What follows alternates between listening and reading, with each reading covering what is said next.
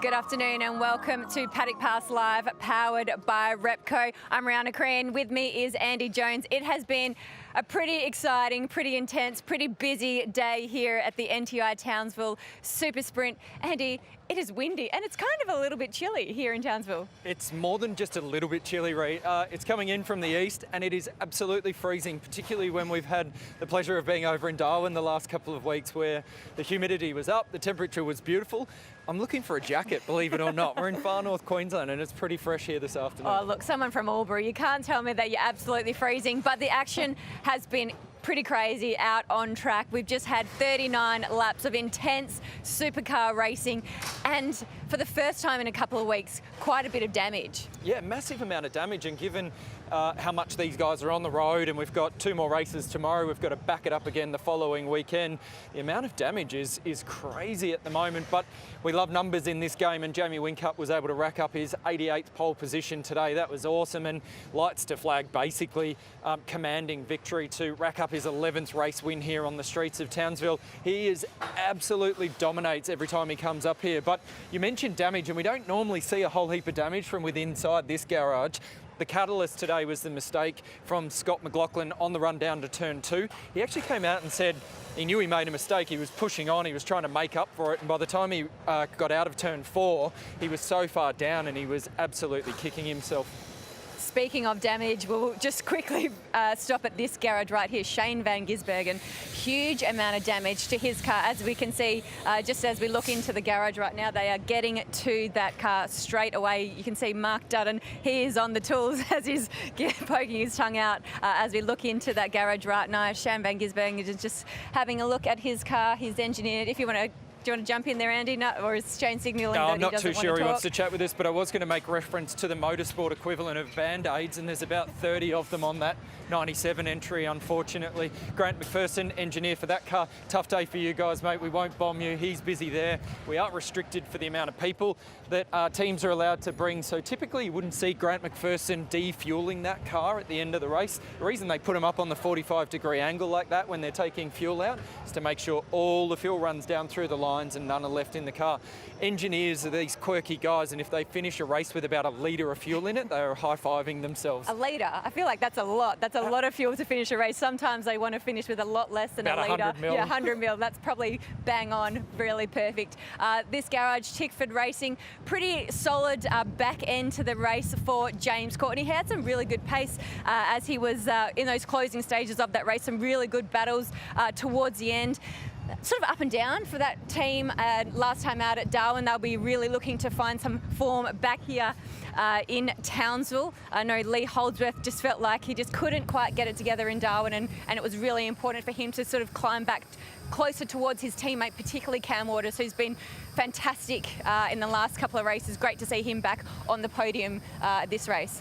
And a really good point that you make about it, Lee Holdsworth, exactly the same for Dave Reynolds inside the Penrite Erebus garage.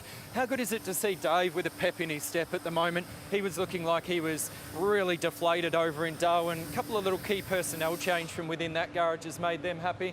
I thought I'd come in here and see if I could find Bruce Stewart, who is team manager at Walkinshaw Andretti United. I can't find him because if you know Bruce, he's not a little guy, and it looked like he was jumping up and down on a small one of those little trampolines when Chaz went across the line there. They needed some silverware in that garage, and they certainly delivered it today. They've actually had a really strong day from both cars in that garage. We saw Bryce Ford. He was in the top 10 shootout. He hasn't raced in a supercar, like main supercar at Townsville, so they're really great to see him in the top 10 shootout. It's a really strong showing by that team. Bryce actually was looking to have a really strong showing. He was very good here in the Dunlop Super 2 Championship last year. So I think just having that confidence at this track really was crucial for him to have a great weekend here. As we stop at this garage, Andy, this has been pretty much a disaster for Brad Jones Racing. Just a really, really difficult day for all 4 of their cars. Yeah, unfortunately, it's case of history repeating, really. We saw something very similar that first weekend when we were over in Darwin. They had 3 cars, all got wiped out in the same race. Not too bad, really, on the Nick Percat entry, although he took him out of a really strong position. It's a simple engine change, and I say that's simple because when you look next door at the Macaulay Jones entry, that one's not as simple. There's a lot of work that needs to be done to the front of that car to repair it, but you're right, another tough day for those guys. 4 cars when you're running that amount of them and you've got 3 that are parked up and all bent and damaged. It's not a good day. Jack Smith again stayed out of trouble. Pretty good job from young Jack, to be honest. He lost about 5.5 seconds with a wheel nut issue in the pit stop there, and that dropped him down the order a little.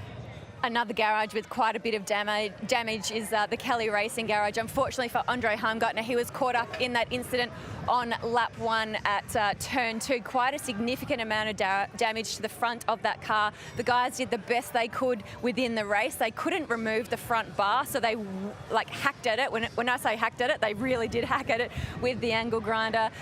They wanted to get the car back out just in order to be classified, to circulate, to get those much needed points. You have to remember, these guys have been on the road now for several weeks. They've been away from their families. They're doing the best they can for their sponsors, for their team, for everybody, and they just want the cars to be racing. And just when you get damaged so early in a race, it's so unfortunate. So they did the best they can, but unfortunately quite a bit of damage that needs to be fixed this evening. And multi-skilling again from within that garage. I saw Matt House, who's the team manager, down on that right rear corner fixing it. I see Dylan Talabani, engineer for Andre Heimgartner, at the front of the car trying to fix it. There's Todd Kelly on his brother's car working away. So if anybody knows how to wave a spanner within these garages at the moment, you are literally being worked. And I think the point that you made, Ree, it does look, we've spoken about it a lot. We heard Nick Percat make reference to it after his shootout lap, and that is that everybody is on the road, everybody's away from families, and that is taking a toll. I'm not going to lie to everybody that's tuning in. And you're away from your family, and the Andy. amount of people that are, just trying to deal with that at the minute is unbelievable. You know what else is unbelievable is this wind coming down. If we didn't have to social distance, I'd be grabbing hold of you because I'm worried that you're going to take off in a second.